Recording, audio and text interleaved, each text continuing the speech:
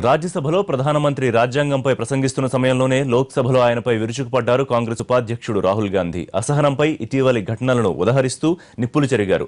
మోడీ ప్రధాని అయిన తర్వాత ప్రజల గొంతు అణిచేశారని ఆరోపించారు. అనేకసార్లు బీజేపీ సభ్యులు రాహుల్ ప్రసంగానికి అడ్డుపడ్డారు. Thank you, Madam Speaker, for allowing me to intervene here today. I listened to the Prime Minister a few days ago talk about our Constitution. He spoke over an hour and praised the people who, in his view, were the architects of the document that allows me to speak here today. He mentioned Gandhi ji. He mentioned Ambedkar ji. He spoke about the contribution of Rajendra Prasad ji, Vallabhbhai Patel ji, and he even had a couple of words to say about Jawaharlal Nehru ji. He spoke about the immense respect he has for the Constitution. He mentioned how he placed the Constitution on top of an elephant when he was Chief Minister of Gujarat and walked on the road behind the elephant as it carried the Constitution. What humility for the Chief Minister of a state to stand behind an elephant while it walks with the Constitution. Sorry, I made a mistake. I didn't realize, I misunderstood. The elephant was following the leader. On top of the elephant was the Constitution, and the Chief Minister of Gujarat led the elephant, and that was a tremendous sign of respect that the Prime Minister has for the Constitution. Commendable. Yet while I listened to the Prime Minister while I listened to the Prime Minister's speech, I could see how profoundly we differ in our thinking.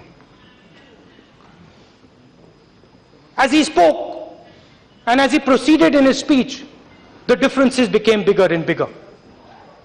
For Modi ji, the people he mentioned were intellectual heroes, to be worshipped and placed on top of a pedestal. They had all the answers to India's problems. For me, what was heroic about the people he mentioned was their ability to listen to the people of India. They're my heroes, not because they had all the answers, but because they had the humility to ask the right questions. What was heroic to me was their ability to destroy their sense of self, their ego, to such a degree that they crystallized into the voice of the people they served. They became the voice of the people they served. To me, they were heroic because they put aside their insecurities, they put aside their failures, they put aside their worries, and they listened to the people of India. They listened to what India was saying, and they allowed India to speak.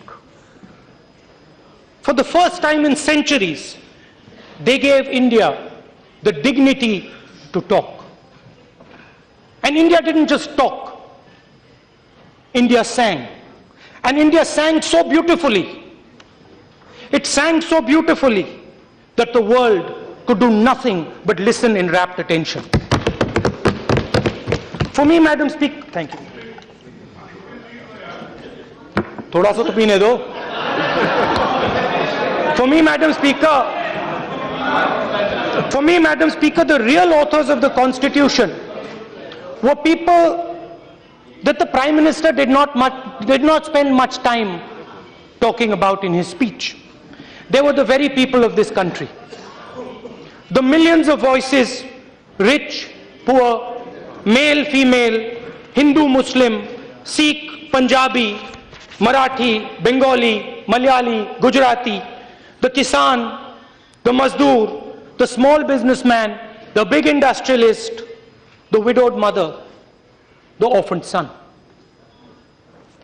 Every single one of them, including the weakest and most powerless of them all Gandhiji and his colleagues did was to love them and listen to them with compassion and sensitivity.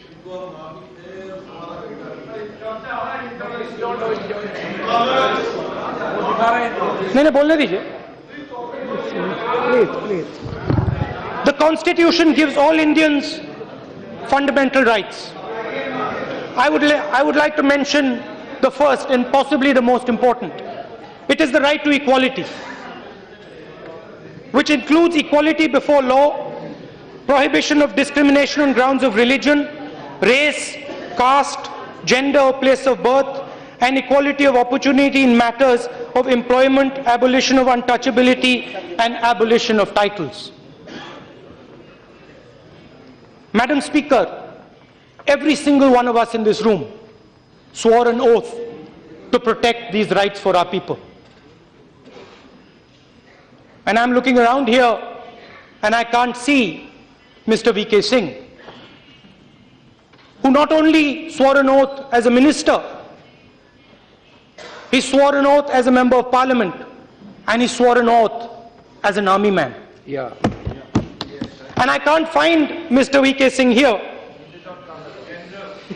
A general who likened Dalit children to dogs, who called Dalit children dogs. He has directly challenged the Constitution.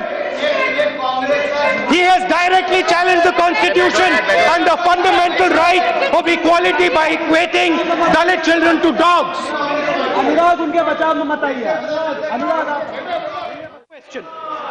Muhammad Akhlaq, father of a young Air Force man, Muhammad Sartaj, who is serving our nation today in the Air Force, is killed in cold blood simply because he is a Muslim. When asked what his message was for all of us after his father's brutal murder, Sartaj responded, "Sare jahan se अच्छा हिंदुस्तान हमारा, मजहब नहीं सिखाता आपस में बैर रखना."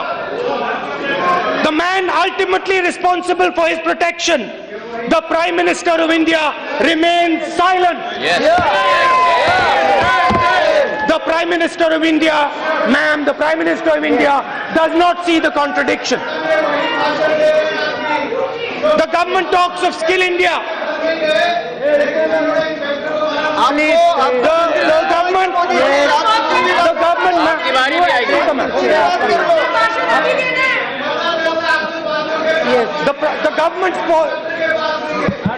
The government talks of Skill India. Modi ji tells everybody that the most important thing we have to do is to skill our people, to ensure that every Indian has skills. Yet, when students in FTII with superb skills complain that a mediocre man has been placed on top of them in the institution, what does the government do? The government simply tries to crush the will of the students. It tries to intimidate them. I went there. I spoke to them.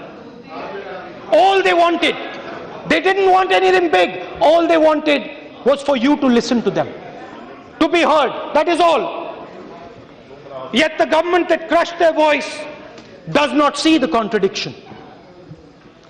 Dabolkar ji, Pansare ji and Kalburgi ji are shot dead in cold blood by fanatics. The Prime Minister has nothing to say. Nothing to say.